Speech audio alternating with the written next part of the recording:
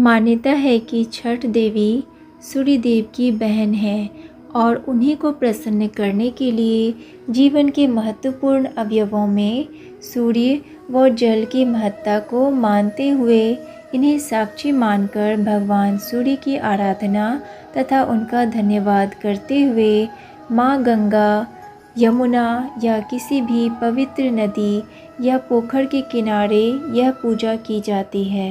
षष्ठी माँ यानी छठ माता बच्चों की रक्षा करने वाली देवी हैं। इस व्रत को करने से संतान को लंबी आयु का वरदान मिलता है।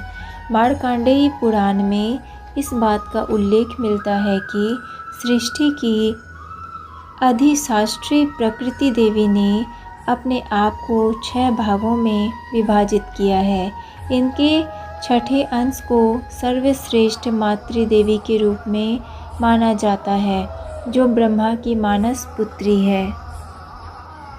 वो बच्चों की रक्षा करने वाली देवी है। कार्तिक मास के शुक्ल पक्ष की षष्ठी को इन्हीं देवी की पूजा की जाती है। शिशु के जन्म के 6 दिनों बाद इन्हीं देवी की पूजा की जाती है। इनकी प्रार्थना से बच्चे को स्वास्थ्य, सफलता और दीर्घायु होने का आशीर्वाद मिलता है। पुराणों में इन्हीं देवी का नाम कात्यायनी बताया गया है, जिनकी नवरात्रि की षष्ठी तिथि को पूजा की जाती है। अब हम छठ की व्रत कथा सुनेंगे। कथा के अनुसार प्रियव्रत नाम के एक राजा थे। उनकी पत्नी का नाम मालिनी था। दोनों की कोई संतान नहीं थी। इस बात से राजा और उसकी पत्नी बहुत दुखी रहते थे। उन्होंने एक दिन संतान प्राप्ति की इच्छा से महर्षि कश्यप द्वारा पुत्रेष्ठि यज्ञ करवाया। इस यज्ञ के फलस्वरूप रानी गर्भवती हो गई। 9 महीने बाद संतान सुख को प्राप्त करने का समय आया तो रानी को मरा हुआ पुत्र प्राप्त हुआ। इस बात का पता चलने पर राजा को बहुत दुख हुआ।